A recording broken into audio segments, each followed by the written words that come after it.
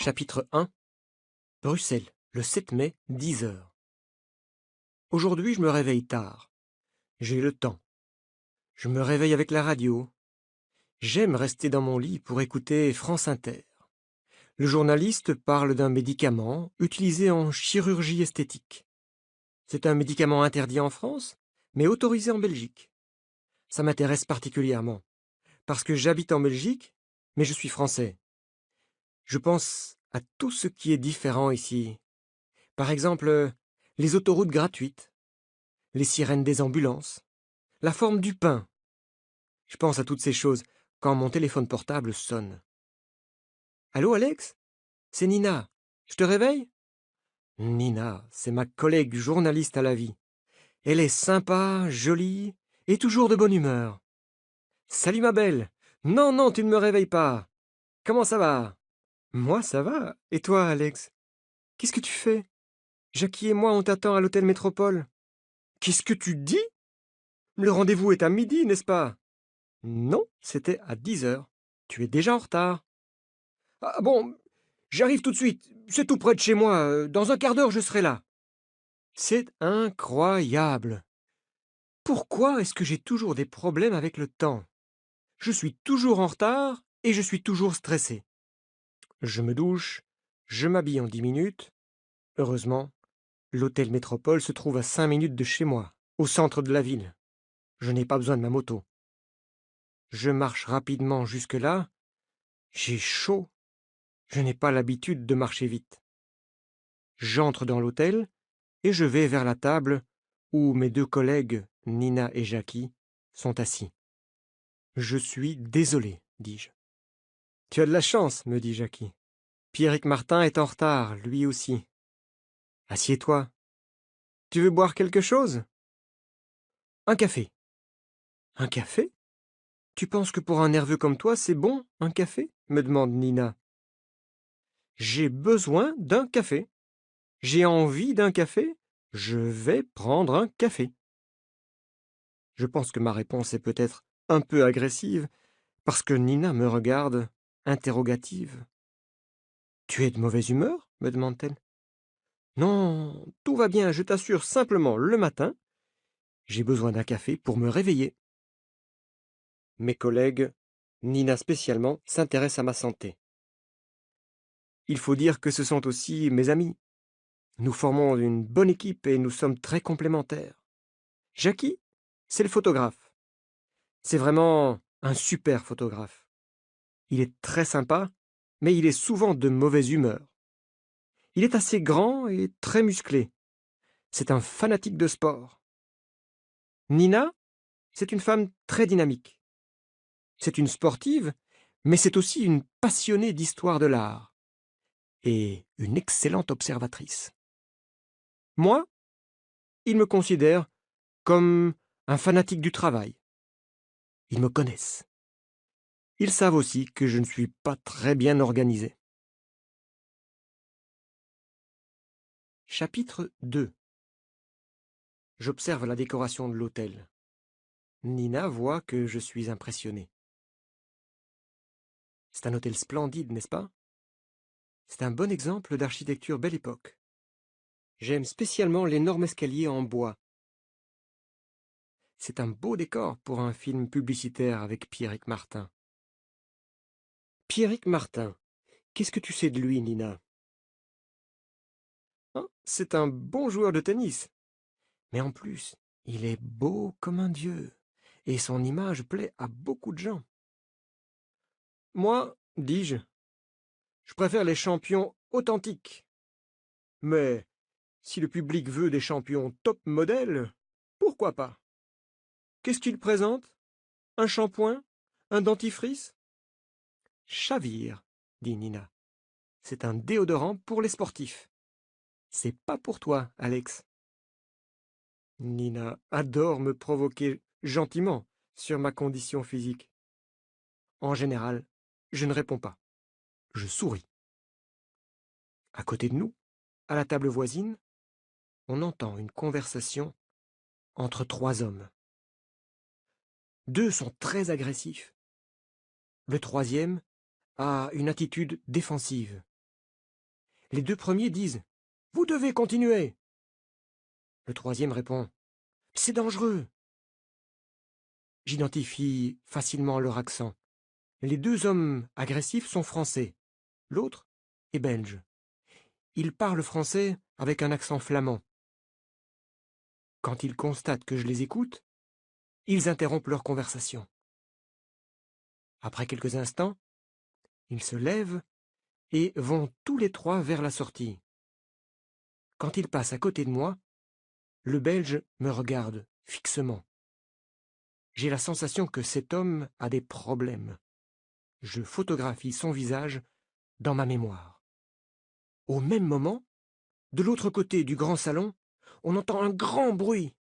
Quelqu'un est tombé au pied de l'escalier. Nous nous levons pour l'aider, mais il y a déjà un homme près de lui. « Pas de panique, dit l'homme. Mon ami a seulement perdu l'équilibre. Je m'occupe de lui. » « Mais c'est Pierrick Martin qui est tombé, intervient Jackie. Qu'est-ce qu'il a ? » « Il faut appeler un médecin, une ambulance, dit Nina. L'ami de Pierrick Martin n'est pas d'accord. « Je suis son coach, dit-il avec un accent américain. Ce n'est pas grave, je m'occupe de tout. Nous sommes journalistes. Nous avons justement rendez-vous avec Pierrick. Ah, vous êtes les journalistes de la vie. Pas de panique. Pierrick est seulement... Comment dit-on en français? Ah oui, Pierrick est tombé dans les pommes. Il faut appeler un médecin, répète Nina. Non, ce n'est pas nécessaire, je vous assure. Il est seulement un peu fatigué. Il doit se reposer. Pierrick Martin ouvre les yeux et se lève avec difficulté. Je le conduis dans sa chambre, dit le coach. Il doit se reposer. Est-ce que vous êtes libre plus tard? Ça dépend. Vous nous proposez un autre rendez-vous aujourd'hui? Ce soir, vers 18h30. Ça vous convient? Parfaitement, dit Nina. Ah oui, écoutez-moi, dit encore le coach. C'est important. Respectez la vie privée de Pierrick Martin. Ne parlez pas de sa chute dans l'escalier, vous comprenez? C'est une question d'image. Et c'est la condition pour obtenir l'interview. D'accord? D'accord, dis-je, surpris. Le coach nous laisse seuls dans le hall de l'hôtel. Je regarde mes collègues et je vois qu'ils pensent comme moi, que ce coach est bizarre. Chapitre 3. Eh bien, pour une fois on a le temps, dit Nina. Mon prochain rendez-vous est à 13h. En attendant, j'ai envie d'aller au club de gym. Qui m'accompagne? Moi, dit Jackie. C'est une bonne idée. Et toi, Alex, viens avec nous, c'est super. Nina fait du kickboxing. C'est son sport préféré. Elle fait aussi de la musculation dans le même club que Jackie. Évidemment, ils insistent pour que je les accompagne. Merci de m'inviter, mais moi, la musculation, je n'aime pas ça. Viens voir le club, insiste Jackie. Tu verras, c'est fantastique. Je n'ai pas envie. Mais Alex, il faut faire de l'exercice, dit Nina. Je fais de la moto. Tu te déplaces à moto, continue Nina. Mais ce n'est pas du sport. C'est pas vrai, dis-je. La moto en ville, c'est souvent un sport extrême. Écoute-moi, Alex. Il y a 4 choses importantes pour être en bonne santé physique et mentale. L'alimentation, tu manges mal. L'exercice, tu n'es pas sportif. La relaxation, tu es stressé. Ok, je suis l'exemple de ce qu'il ne faut pas faire. Attends, Alex. Il y a une 4e chose. Ah oui, la 4e. Qu'est-ce que c'est? Je t'écoute. La beauté. Quoi? Oui, la beauté. Il faut s'occuper de son apparence. C'est bon pour l'équilibre. Aujourd'hui, les hommes aussi se préoccupent de leur physique. C'est pour ça que Pierrick Martin intéresse tellement les gens. Ah, c'est l'homme idéal pour toi, Nina. Non. Je veux simplement dire que tu dois t'occuper de toi. D'accord, d'accord. J'ai compris. Je ferai un effort, mais pas aujourd'hui. Quand j'ai un peu de temps, j'aime beaucoup aller dans les librairies où on trouve des livres d'occasion. Il y en a beaucoup dans le quartier de la Bourse. Je trouve toujours des livres pas chers. Je connais un libraire qui vend de vieux magazines sur les motos mythiques. J'adore ça. Chapitre 4. 18h30. Nous nous retrouvons tous les trois à l'hôtel Métropole. Pierrick Martin vient s'asseoir à notre table. Bonjour, dit Pierrick. Je suis vraiment désolé pour ce matin. C'est effectivement un bel homme, et je vois que Nina est sensible à son charme. Ça va bien maintenant demande-t-elle. Oui, oui. Vous tombez souvent dans les pommes demande Jackie. Hein? Qui vous a dit ça? Votre coach, répond Nina. Ah oui, je comprends. C'est parce qu'il ne parle pas très bien le français. Je ne suis pas tombé dans les pommes. Je suis fatigué, c'est tout. Je suis fatigué parce que je m'entraîne beaucoup. C'est clair. Pierrick ne veut pas parler de sa chute dans l'escalier. Nous passons donc rapidement à l'interview. Il parle facilement de sport, de musique, de cinéma. Il nous parle de ses goûts, de ses habitudes. Il a le look d'un acteur. Il a aussi des talents d'acteur. Pierrick, vous dites que votre coach ne parle pas très bien le français. Qui est-ce? Parlez-nous de lui, suggère Nina. Il s'appelle Jim Jordan. C'est un excellent coach.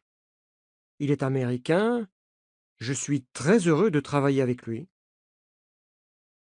Il n'est pas connu dans le monde du tennis. Pourquoi avez-vous décidé de travailler avec lui? Demande Jackie. Ce n'est pas un spécialiste du tennis. C'est un spécialiste du mental, capable de développer le caractère des sportifs, de leur apprendre à être plus forts psychologiquement. J'ai un autre entraîneur pour la préparation physique et la stratégie. Chapitre 5.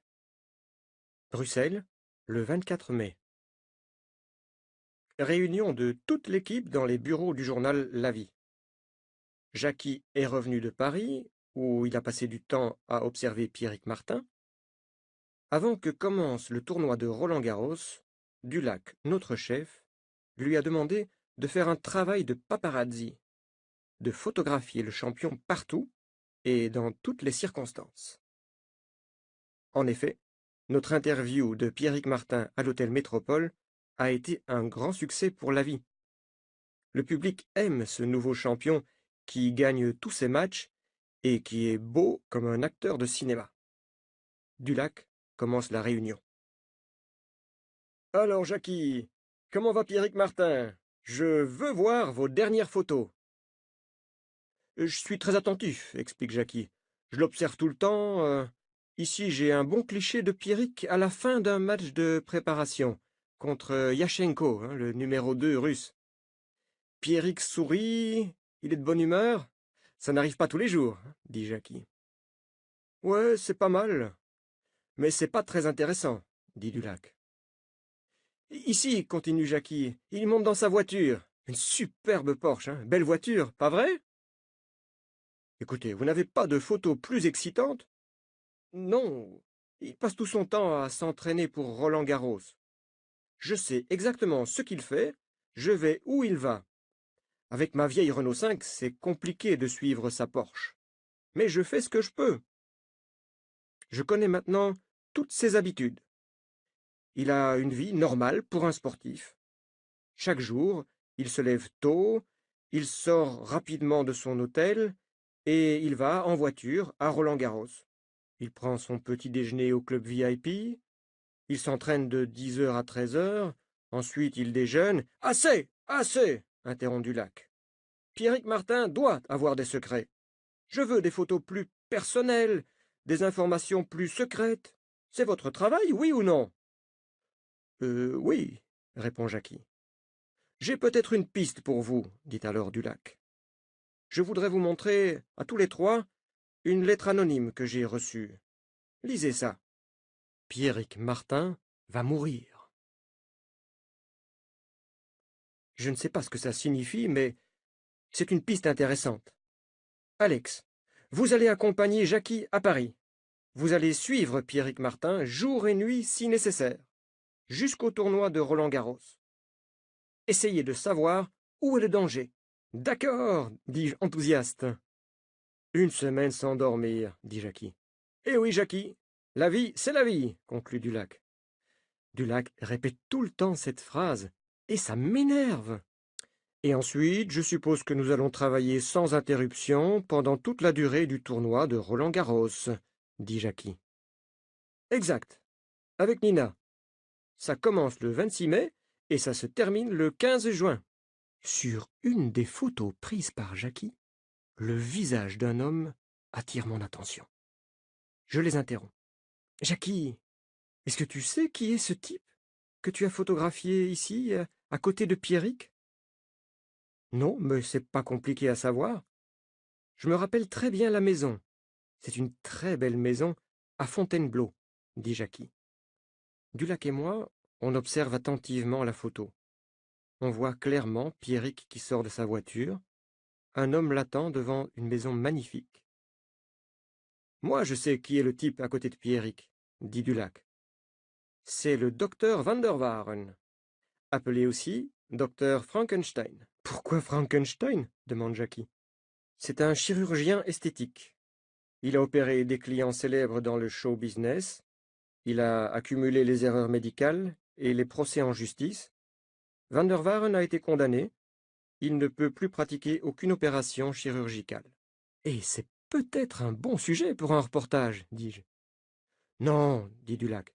Si Frankenstein a opéré illégalement le nez de Pierrick Martin, mais que personne ne voit la différence, ça n'a pas d'intérêt pour ses admirateurs. Cherchez autre chose. Chapitre 6. Je sors du bureau de mon chef. Je ne lui dis pas, mais je vais faire une enquête. Le docteur Van der Waaren, c'est l'homme que j'ai vu à l'hôtel Métropole le même jour que Pierrick Martin. J'en suis certain. C'est le Belge qui était en compagnie de 2 Français agressifs. C'est l'homme que j'ai photographié dans ma mémoire. Je sors mon téléphone portable et j'appelle Paul Klein. Paul Klein, je le considère comme un de mes amis à Bruxelles. C'est un policier qui n'est pas comme les autres. Il connaît tout le monde. En général, les policiers et les journalistes n'ont pas de bonnes relations. Mais entre lui et nous, c'est différent. Nous nous communiquons de nombreuses informations. Grâce à lui, nous enquêtons sur des affaires vraiment intéressantes. Nous réalisons des reportages chocs. Allô, Paul? Bonjour, c'est Alex. Mon cher Alex, comment vas-tu? Bien, bien. Je t'appelle pour un problème esthétique.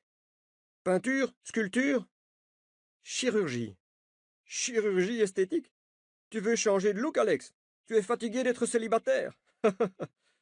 Non, c'est très sérieux. Tu connais le docteur Van der Waaren? Frankenstein? Oui, je le connais, évidemment. C'est un médecin qui, par décision judiciaire, ne peut plus pratiquer la chirurgie esthétique. Par conséquent, comment est-ce qu'il peut vivre comme un prince et acheter des maisons à l'étranger? Nous ne savons pas ce qu'il trafique, mais nous le surveillons. Attention, c'est confidentiel. Tu me connais, je peux garder un secret. Merci, Paul. Chapitre 7. Paris, le 26 mai, stade de Roland-Garros, bois de Boulogne. Quand j'étais petit, je venais souvent ici, l'après-midi. C'était mon parc préféré. C'est un lieu de promenade parfait. Et ce n'est pas loin du centre de Paris. On peut voir la Tour Eiffel. Aujourd'hui, je suis ici avec Nina et Jackie pour interviewer et photographier les champions du tennis mondial. Pierrick Martin va commencer à jouer dans quelques minutes. Jackie et Nina sont à côté de moi dans la tribune réservée à la presse. Jackie regarde droit devant lui. Ça va, Jackie? Oui, oui. Je regarde la forme du cours central. Ça me fait vraiment penser à un cirque romain, tu sais. Je peux imaginer facilement Pierrick Martin et son adversaire habillés en gladiateurs. C'est vrai, dis-je. La différence, c'est qu'à notre époque, le public n'exige pas la mort du perdant. Le premier match de Pierrick Martin est une victoire facile. Il a un service très efficace. Il accumule les aces. Sa force extraordinaire ne laisse aucune chance à son adversaire. Regarde bien Pierrick. Tu le trouves normal? Me demande Jackie. Ben oui, je trouve qu'il joue bien, il est en pleine forme, non? Tu sais que j'observe Pierrick attentivement ces dernières semaines. Oui? Et toi, tu ne trouves pas qu'il est différent? Non, désolé. Moi, je suis sûr qu'il a changé. Il a changé physiquement. Pierrick Martin est en train de saluer le public. Il a un sourire triomphant. Jackie, je pense au message anonyme que nous avons reçu. Pierrick Martin va mourir. Qui peut écrire et nous envoyer ce message? Je ne sais pas, c'est absurde, répond Jackie. Pourquoi l'envoyer à la vie? C'est peut-être quelqu'un qui nous connaît. Chapitre 8. 26 mai, dans l'après-midi. À l'hôtel, Nina est en train de téléphoner à la rédaction de La Vie. Jackie arrive près de moi avec son ordinateur portable. Regarde, c'est évident. Voilà des photos de Pierrick prises aujourd'hui et d'autres photos prises il y a un mois à Bruxelles. La transformation est spectaculaire. Tu es d'accord avec moi, Alex? Oui, c'est vrai. Ses bras sont beaucoup plus musclés qu'avant. On a l'impression que son corps s'est développé. En un mois, la différence est impressionnante. Nina s'approche de nous. Waouh, quels muscles, observe-t-elle. On dirait un athlète de la Grèce antique. Je ne suis pas d'accord. Les bras sont plus développés que les jambes. Il n'y a pas d'harmonie, dis-je. Tu as raison, Alex. Toi, tu es harmonieux à ta manière. Absence totale de muscles. Merci, Nina, c'est très gentil. La remarque de Nina fait beaucoup rire Jackie. Moi, je n'ai pas le temps de répondre, parce que mon téléphone portable sonne. Allô? Bonjour, Alex, c'est Dulac. Et votre reportage sur Pierrick Martin, comment ça se passe? Désolé, monsieur Dulac, nous n'avons pas encore de secret ni de révélations sensationnelles. Eh bien moi, j'ai une révélation sensationnelle pour vous. Valentina Smekalova a un nouvel amant. Et devinez qui c'est? Pierrick Martin, j'imagine. Eh oui. Décidément, c'est moi qui fais tout le travail dans ce magazine. Bon, trouvez-les ensemble, photographiez-les. Vous devez être les premiers, dit finalement Dulac. Je regarde mes collègues. Du travail pour nous. Pierrick Martin est l'amant de Valentina Smekalova. Super, dit Jackie. Valentina Smekalova, c'est ma joueuse de tennis préférée. Je connais Jackie, et je ne suis pas surpris. Valentina Smekalova est particulièrement belle. C'est une jeune femme tchèque, domiciliée à Monte-Carlo. Elle est très riche grâce au tennis, mais plus encore grâce à sa marque de vêtements de sport. Si on a la chance d'être les premiers à les photographier, ça peut faire un excellent reportage, dit Nina. Le grand amour à Paris. Valentina Smekalova a la réputation de séduire et de faire souffrir les hommes. Nos lecteurs adorent ça. Mes deux collègues sont très motivés. Je conclus. Parfait! Il faut travailler rapidement. Nous avons seulement une petite avance sur les autres magazines. Chapitre 9. Paris, le 27 mai. Nous connaissons le programme des joueurs. Aujourd'hui, Valentina et Pierrick ne jouent pas de match. Quelles sont leurs intentions? Nous sommes super attentifs. Nous sommes tous les trois à proximité de l'hôtel où loge Pierrick. Attention, il sort, annonce Jackie. Au même moment, un taxi arrive. À l'intérieur du taxi, Valentina Smekalova. La journée commence bien. Nous montons dans la vieille Renault 5 de Jackie. C'est Nina qui conduit. Jackie est prêt à photographier tous les gestes des deux champions. Les deux voitures descendent depuis la place de l'Étoile sur les Champs-Élysées. Où est-ce qu'ils vont? Demande Nina. Il veut lui faire visiter Paris, suggère Jackie. Comme c'est romantique. Place Vendôme, le taxi s'arrête. Pierrick et Valentina entrent dans une bijouterie. Qu'est-ce qu'on fait? On va les interviewer, propose Nina. Ok, on n'a pas beaucoup de temps, il faut accélérer, dis-je. Quand ils sortent, nous sommes à côté du taxi.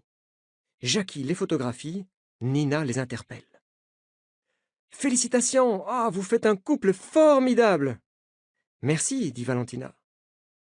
C'est encore vous, dit Pierrick. Impossible d'être tranquille. Écoutez, Valentina et moi, on sort ensemble, on commence à se connaître, on est heureux. Voilà, vous êtes contents? Maintenant, laissez-nous profiter de notre journée de liberté. J'essaie de le calmer. Ne vous énervez pas, Pierrick. Nous faisons notre travail de journaliste. Le public vous apprécie. Il est curieux. Les gens adorent les belles histoires d'amour. C'est vrai, dit Jackie. Vous êtes beau, vous êtes riche, vous êtes célèbre. Acceptez que les gens vous admirent. Pierrick se calme un peu. Un sourire. Une photo. Comment est-ce que vous vous êtes rencontrés? Et quand? Demande Nina. Valentina décide de répondre. Son français est excellent. On s'est rencontrés au mois d'avril à Prague, pendant un tournoi. On s'est promis de se revoir. Roland-Garros était l'occasion parfaite. Qu'est-ce que vous avez acheté? On peut savoir? Demande Jackie. Pierrick m'a offert un merveilleux bijou, répond Valentina. On peut voir le bijou? Continue Nina. Oui, regardez comme il est beau. Jackie prend une série de photos d'un magnifique bracelet. Nos lecteurs vont adorer. Moi, je continue l'interview. Quelles sont les qualités de Pierrick que vous appréciez, Valentina? Il sait ce qu'il veut, il a de l'ambition. J'aime ça. Et pour vous, Pierrick, quelles sont les qualités de Valentina? C'est une femme belle et intelligente. En plus, c'est une grande sportive. Elle a toutes les qualités, en fait. Voilà. Maintenant, vous savez tout, vous avez assez d'informations pour votre magazine. Laissez-nous continuer notre promenade dans Paris, s'il vous plaît. Il a raison. Quelques mots et quelques photos. On a assez de matériel pour faire une double page dans la prochaine édition de l'Avis. Dulac sera content. Chapitre 10. 28 mai, Paris, stade de Roland-Garros. Jackie et moi, nous sommes dans le club VIP du stade. Je parle avec les personnalités du showbiz. Jackie photographie des acteurs et des chanteurs. Ils sont contents d'être photographiés. Ils sont là pour ça. Soudain, Nina entre dans le bar. Elle nous appelle. « Venez vite! Sortez! Pierrick a un problème sur le cours numéro 12. Il est à nouveau tombé dans les pommes. Et il doit interrompre son entraînement. » Nous allons rapidement voir ce qui se passe. Pierrick se lève avec difficulté. Nina propose son aide, mais à nouveau, le coach intervient. « Tout va bien, ce n'est pas grave, affirme-t-il. Mais vous voyez bien que ce n'est pas normal. Pierrick doit consulter un médecin, insiste Nina. Il a son médecin personnel. J'interviens à mon tour. Comment ça va, Pierrick? Bien, je vais très bien. Je suis seulement fatigué. Il répond mécaniquement. Il ne dit pas la vérité. C'est étrange de voir un athlète comme lui se lever avec difficulté, comme un vieil homme. Jackie me parle discrètement. Pierrick se dope. C'est certain, me dit-il. Son corps fait une réaction à des produits dopants. Mais comment le sais-tu? J'en suis convaincu. J'ai une longue expérience des clubs de musculation. Nina insiste pour que quelqu'un s'occupe de Pierrick. Le coach appelle alors 2 hommes, ses assistants, pour transporter Pierrick. Quand ils passent devant moi, je les reconnais. Ce sont les 2 hommes qui étaient à l'hôtel Métropole à Bruxelles. Ils étaient assis à la même table que le docteur Van der Waaren. Je regarde Jackie. Photographie les 2 types. Je veux les identifier. Ok, répond Jackie. Juste après le transfert de Pierrick au vestiaire, on voit arriver un groupe d'officiels du tournoi. Ils exigent de voir Pierrick. Ce sont les responsables des contrôles antidopage. S'il y a dopage, on va le savoir bientôt. Chapitre 11. Plus tard, dans la journée. Je résume la situation à mes collègues. 3 informations. Premièrement, le contrôle antidopage de Pierrick est négatif. Ça signifie que Pierrick ne consomme pas de produits non autorisés. Impossible, dit Jackie. Je ne peux pas le croire. Deuxièmement, j'ai envoyé à Paul Klein les photos que Jackie a prises des assistants du coach. Il les a identifiés. Ce sont des délinquants, des trafiquants. Trafic de quoi? Demande Nina. Hormones de croissance, produits dopants, drogue, tout ce qui est illégal est cher. Paul dit que ce sont probablement des hommes dangereux. Et la troisième information? Demande Nina. C'est du lac. La vie a reçu un nouveau message anonyme. Je vous le lis. La mort de Pierrick Martin ne sera pas une mort naturelle. Pour vous, qu'est-ce que ça signifie? C'est une menace? Non, c'est une confidence, dit Nina. Voyons. Ce message parle à nouveau de danger, de mort.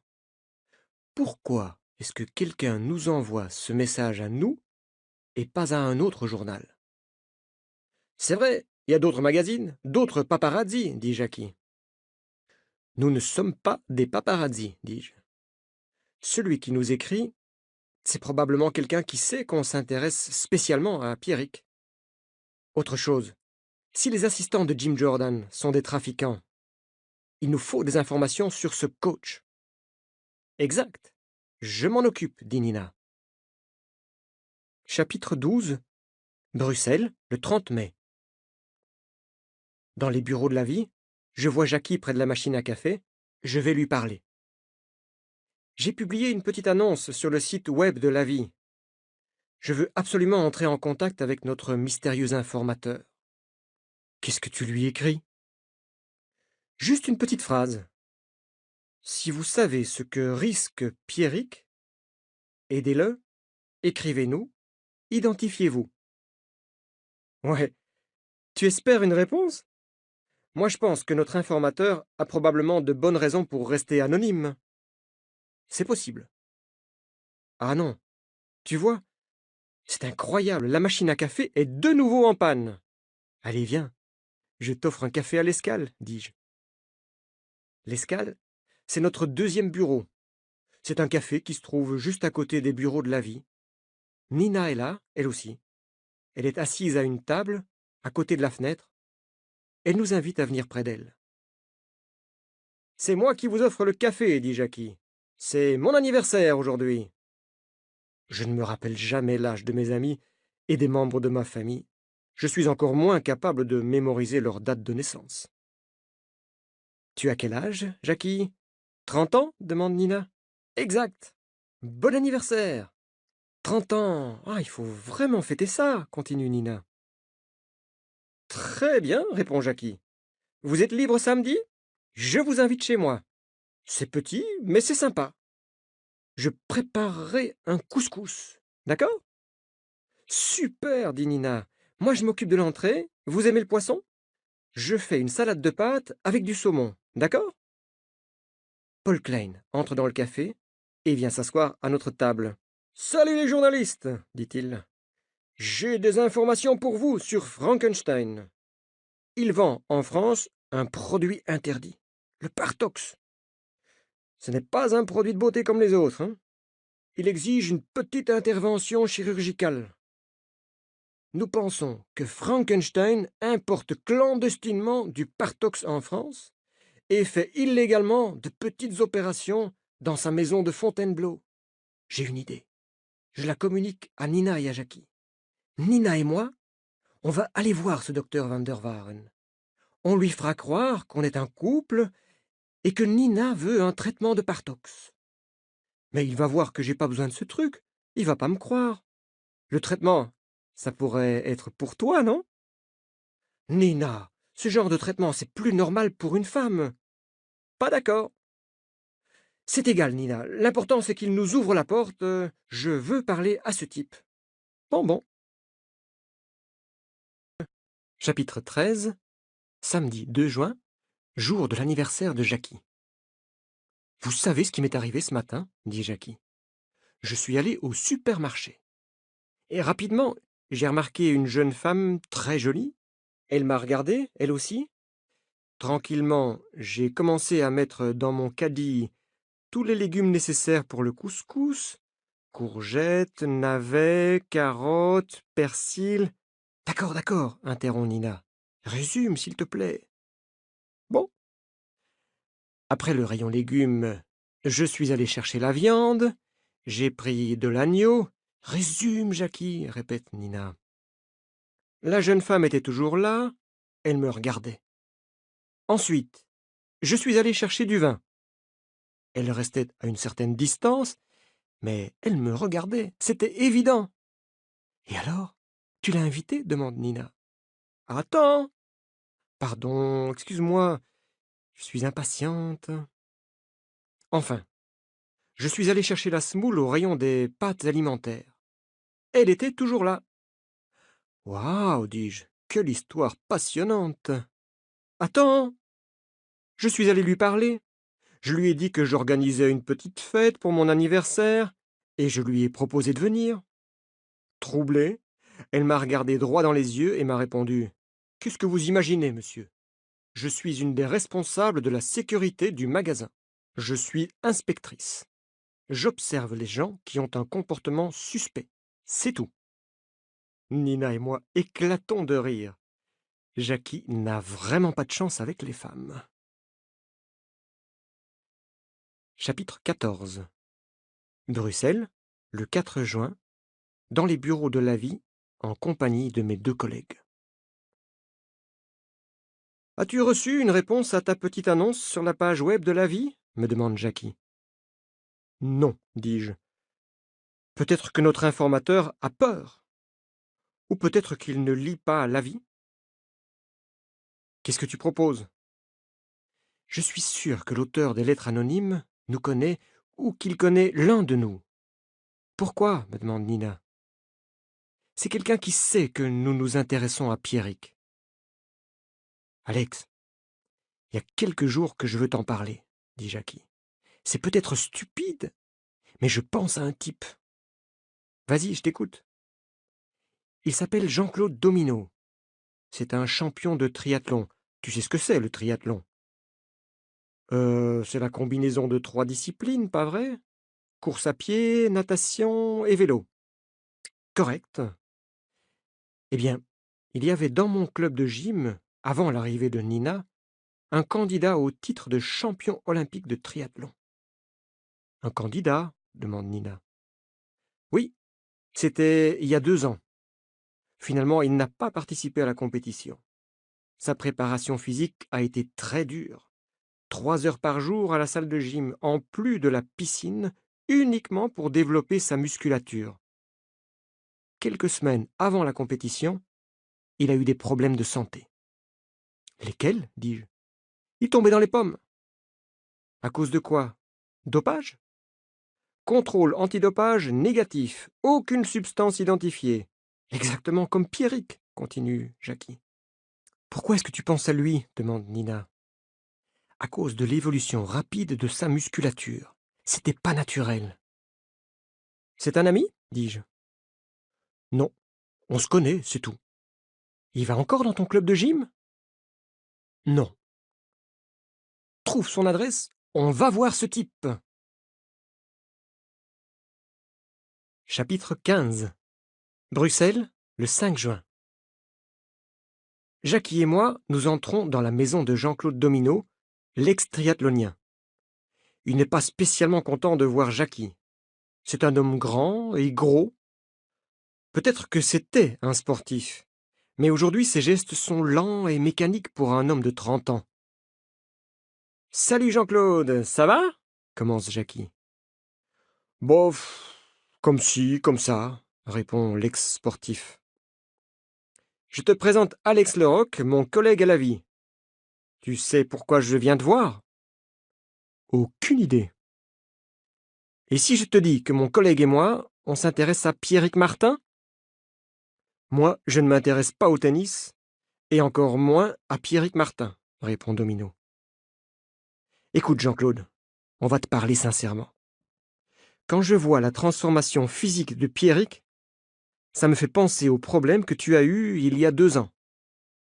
Je ne comprends pas pourquoi. C'est simple. S'il se dope, pourquoi n'est-il pas déclaré positif? Tu penses que je vais t'informer, moi? Et pourquoi? S'énerve Jean-Claude. Pour aider Pierrick Martin, répond Jackie. Quoi? C'est pas mon problème si ce type se dope. J'interviens. Apparemment, Pierrick ne se dope pas. On ne sait pas comment il fait pour augmenter aussi spectaculairement ses performances. Nous te demandons ton opinion. Mais peut-être que tu n'as pas d'idée? Jean-Claude ne répond pas. Dis-nous, qu'est-ce que tu veux? De l'argent? Demande Jackie. Tu es fou, répond Jean-Claude. Je continue. Nous, on pense que Pierrick est manipulé par son coach et que sa vie est en danger. Peut-être que tu peux nous aider à dénoncer cette manipulation. Connais-tu une technique qui permet d'augmenter la puissance musculaire? Une technique impossible à identifier par un simple contrôle antidopage, demande encore Jackie. Jean-Claude ne répond toujours pas. J'insiste. Si tu es une victime de ce système, c'est l'occasion de le dénoncer. Ouais, je comprends, dit Jean-Claude. Je décide d'accélérer l'interrogatoire. Qu'est-ce qui donne cette force incroyable à Pierrick? L'ex-triathlonien ne répond pas. Jackie insiste lui aussi. Pourquoi est-ce qu'il tombe tout le temps dans les pommes? Laissez-moi du temps, je dois réfléchir, dit-il enfin. Ok. Si tu décides de nous aider, écris-moi, conclut Jackie. Je te donne ma carte avec mon adresse e-mail et mon numéro de portable. Nous sortons de l'appartement de Domino avec la certitude qu'il sait quelque chose. Il doit parler, il va parler. Chapitre 16. Le 8 juin, Fontainebleau, près de Paris. Nina et moi avons rendez-vous chez le docteur Van der Waaren, alias Frankenstein. Il croit que nous sommes intéressés par un traitement au Partox. Qu'est-ce que nous allons lui dire? Comment allons-nous le faire parler? Un appel sur mon portable, c'est Jackie. Alex, où êtes-vous? Je viens de garer la voiture, on va entrer chez Van der Waaren. Ouf! Juste à temps. J'ai reçu un email de Jean-Claude, l'ex-triathlonien. Écoute, je te le lis. Pierrick Martin n'est pas dopé. Sa musculature est le résultat d'une opération. Un chirurgien, le docteur Van der Waaren, lui a transféré du matériel génétique dans les muscles. C'est une nouvelle technique. Il a transféré à Pierrick les gènes de l'EPO, une substance qui régule la concentration d'hémoglobine, et les gènes de l'IGF-1, pour augmenter le volume et la puissance musculaire. Les effets sont rapides, spectaculaires et impossibles à détecter. Mais il y a des effets secondaires. Ça provoque une hypertension artérielle et des pertes de conscience. Il risque de mourir d'une crise cardiaque. Je sais ce que je dis. Van der Waaren m'a opéré il y a 2 ans. J'ai été obligé d'abandonner toute activité sportive. Merci Jackie, tu es formidable. Nous sommes devant la villa de Van der Waaren. Elle est magnifique. Le style de maison qu'un médecin inactif ne peut pas acheter. Nina et moi allons sonner à la porte. Les caméras nous fixent. Nous sommes identifiés et nous entrons. Après quelques instants, Van der Waaren nous reçoit dans son bureau. Il me regarde. Il se rappelle mon visage. On se connaît? Me demande-t-il. Pourquoi attendre? Avec les informations que Jackie m'a données, je décide de passer à l'action. Oui, nous nous sommes vus à l'hôtel Métropole à Bruxelles, le jour où Pierrick Martin est tombé dans l'escalier. Je me présente, Alex Leroc, et voici ma collègue, Nina Lavandy. Nous sommes journalistes à la vie. Nina me regarde, étonnée. Van der Waaren me regarde aussi. Je veux profiter de l'effet de surprise. Nous ne venons pas pour un traitement au Partox, nous venons pour vous parler de Pierrick Martin. Alors sortez, je vous prie. Je n'ai pas l'intention de parler avec vous. Est-ce que Pierrick peut résister encore longtemps à l'IGF-1? Sa vie est en danger, n'est-ce pas? Cette fois, Van der Waaren est complètement surpris par ma question. Sortez! Nina intervient. Attendez, docteur. Nous avons assez d'informations pour publier un article dans la prochaine édition de l'Avis. Vous savez que Pierrick est en danger. Si vous ne faites rien, vous êtes complice. Mais si vous collaborez avec nous, ça change tout. Qu'est-ce que vous décidez? L'argument de Nina est décisif. Van der Waaren change d'attitude. Comment savez-vous que j'ai opéré Pierrick Martin? Nous n'étions pas certains, mais vous nous le confirmez. Nous sommes en contact avec un autre sportif que vous avez opéré. Ah, maintenant je comprends. Vous vous décidez à dire la vérité, docteur? Je ne supporte pas cette situation, ça ne peut pas continuer. Je suis fatigué, oui. Je suis prêt à parler. Chapitre 17. Paris, le 9 juin. Avec la confession de Van der Waaren, nous pouvons maintenant aller voir Pierrick. Nous le rencontrons dans un vestiaire à Roland-Garros. Pierrick, nous devons absolument vous parler. Ah non, ça suffit. Attendez. Il n'est pas question d'histoire d'amour ni de bijoux de luxe. C'est beaucoup plus sérieux. Laissez-moi tranquille, vous n'êtes pas des gens sérieux. Nous voulons parler des gènes de l'EPO, de l'IGF-1. Ce ne sont pas des sujets sérieux? Qu'est-ce que c'est? Demande Pierrick, toujours aussi bon comédien. Vous êtes en danger, Pierrick, et vous le savez, dis-je. Jim Jordan, votre coach, est un criminel qui utilise les sportifs pour gagner un maximum d'argent. Pour lui, vous êtes un animal de laboratoire. Qui vous a dit ça? Qu'est-ce que vous savez de tout ça? Le docteur Van der Waaren a décidé de parler. Un autre sportif, Jean-Claude Domino, a également parlé. Dites la vérité, et ce Jim Jordan ira en prison. Et ma carrière sportive? Avec l'EPO et l'IGF-1, vous pouvez peut-être gagner ce tournoi, mais votre cœur ne résistera pas à d'autres compétitions. Une porte s'ouvre. Nous voyons entrer Jim Jordan avec ses deux complices. Et vous, les journalistes? Dit Jim Jordan. Je crois que vous avez besoin d'une leçon. Les deux assistants de Jim Jordan se précipitent sur moi pour m'immobiliser. Ils ne regardent pas Nina. Quelle erreur! Quand il s'intéresse à elle, il est trop tard.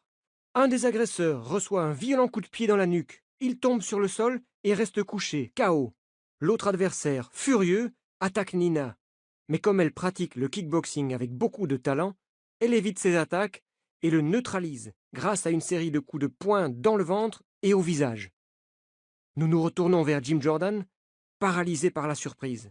« Monsieur Jordan, demande Nina, vous voulez donner des leçons? » Pendant que j'appelle la police, je regarde Nina avec admiration. Voilà une sportive qui n'a pas besoin d'EPO ni d'IGF-1 pour affronter ses adversaires. « Et vous, Pierrick, demande Nina, êtes-vous prêt à dire toute la vérité sur Jim Jordan maintenant? » Oui. Et Roland-Garros, c'est fini pour moi. Chapitre 18. Bruxelles, le 20 juin. Nous sommes au café L'Escale, autour d'une table, en compagnie de Paul Klein. « Vous avez des nouvelles de Pierrick? » me demande le policier. Il abandonne définitivement la compétition.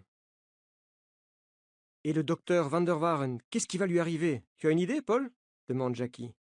« Grâce à son changement d'attitude, il n'ira pas en prison, mais il sera sans doute obligé de vendre sa maison de Fontainebleau et ses appartements en Suisse. »« C'est bien lui qui a opéré Jean-Claude Domino? » demande Nina. « Oui. Et quand Van der Waaren a compris que cette manipulation génétique était dangereuse, il a décidé de pratiquer uniquement la chirurgie esthétique. »« Alors, pourquoi est-ce qu'il a accepté d'opérer Pierrick? » demande Nina. « Ça fait 2 ans que Van der Waaren exporte illégalement du Partox en France et qu'il pratique des opérations chirurgicales sans autorisation. Jim Jordan a été informé du trafic et il a obligé Van der Waaren à opérer Pierrick Martin en échange de son silence. Vous connaissez la fin? Effectivement, dis-je. Jean-Claude Domino nous a informés, ensuite c'est Van der Waaren qui a parlé, et enfin Pierrick Martin a dit la vérité. C'est ce qu'on appelle l'effet domino.